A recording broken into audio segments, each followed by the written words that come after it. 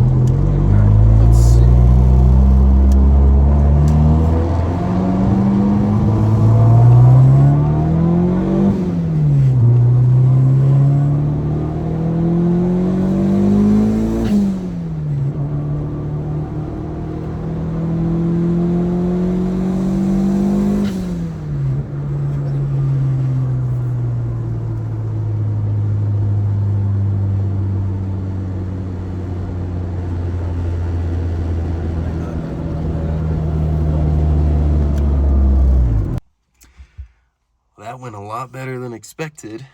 I got up to, at least I saw, like 7,000 RPM full throttle. So let's check these logs. I'm actually pretty freaking stoked. Fuck yeah. Well, logs look pretty good. Hit about 12 pounds of boost, but didn't record a great one. Thought it was recording, wasn't. So I think we'll do one more. Well, a little good news and bad news. I'm taking him out again. I was about to a pull, and he started kind of getting a little more lean, and I just got him right home. So at least I was able to replicate the problem and the condition, and I know that the fuel filter is not the issue, but you know, $15, not too bad to swap it out. But anyways, we got a couple runs in. I really wish I could have recorded the best one for you guys. It was just a few more seconds, nothing crazy. But anyways, we will get back to it. Definitely going to get this tracked down and figured out. And yeah. All right, everybody. So a little story time about the origins of the Prelude. One night I was actually up on eBay and I had my trusty beer with me.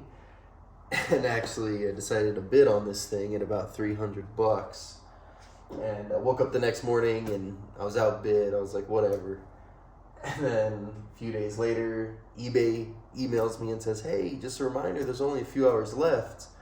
You can bid, you know. So go again. I was up to about 950, something like that. And woke up the next morning and lo and behold, I owned a Prelude. It was not until that next morning that I found out that this Prelude was located in Florida. And you'd think I would have looked that stuff up before I place any sort of bid, you know? And I really didn't have the money to do this, but I had enough to do it. So I had to transport it. The ball joint was completely broken, so I actually had to hire a mobile mechanic in good old Orlando to try and fix this thing so I could transport it. I know, Florida, flood car. Oh, very well could be, but interior actually smells pretty good. Really no mildew smell. So I'm hoping that it's not a flood car, but you just never know. I mean, there was sand kind of down there, but maybe it was on the beach. I don't know.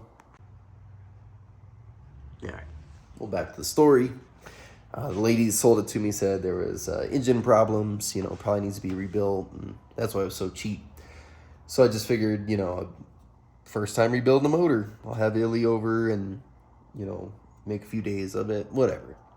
And so I try to drive it, and it idles, and it somewhat drives, but at about 2,000 or 3,000 RPM, it would have a weird little hiccup in each gear, and I just got it home.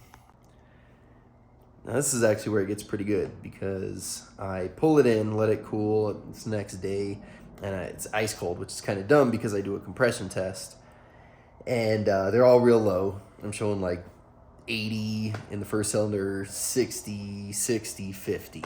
So all four are just so low. And I was like, the motor's pretty much done. So I was preparing to pull the motor. I'm looking at the FSM. I'm asking, advice and all this good stuff. And I hit up my boy and I was like, hey man, let me just do a valve lash, might as well see if that solves anything. Because I heard that if the valves are too tight, your compression drops. So I was like, hey, free. I don't have to pull the motor. Let's do it, So, long story short, do that valve lash, go drive it, and man, it felt great. No hiccups. Everything felt good. When I drove it before, with the issues, when I didn't know what was going on, it felt like the tune was off. So I was even checking the ECU, making sure not only is it the correct ECU, but did it look like it was, had something cut out to tune or solder, whatever. And no, everything looked normal. So when it drove well, I was just so fucking proud, man. I don't know. I'm not really a mechanic, so to figure that out and just try it and have it work is really damn cool. So after all that, I warm him up and take him out. I was pretty excited to, feel the VTEC, feel the H22, all the good stuff. And got a nice straightaway. He's nice and warm, not overheating or anything. And go to hit VTEC, it cracks VTEC at like 5,500, I want to say, or 6, I forget which, I think it's 55. And fucking feels really good, gets up to about 6,500 RPM, and it hits some sort of early rev limiter. So again, I know this story's kind of long, so long story short, I take the VTEC solenoid off, I clean a bunch of stuff, replace a bunch of gaskets, and take them out again. That fucker rocks all the way up to $8,000, and it just feels so good. And again, just real proud to figure that shit out, Did get some advice, of course, but pretty damn cool. And that will bring us to the other day. And I was driving him, and on the video, as you guys saw, I wanted to do a quick oil change. I actually needed to just wanted to drain the oil to do the oil pan gasket, and it came out a fucking milkshake. Like, really? Prelude? I've heard of the Prelude curse, so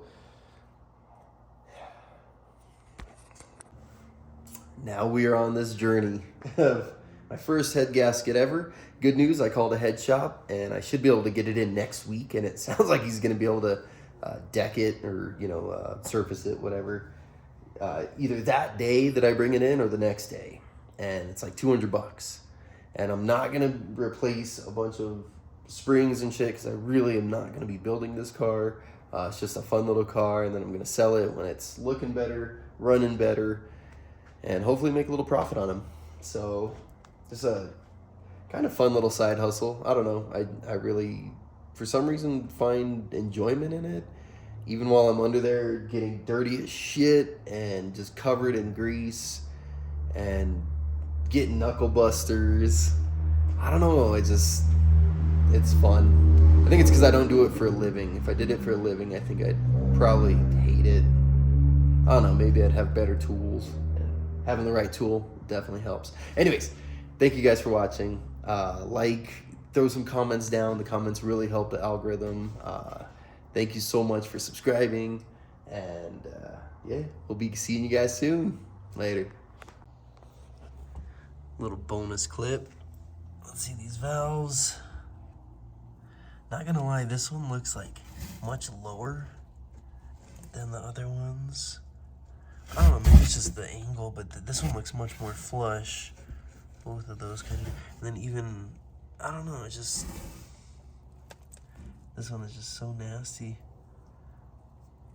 I'm guessing liquid was getting through. Anyways, alright guys, we'll see you next time.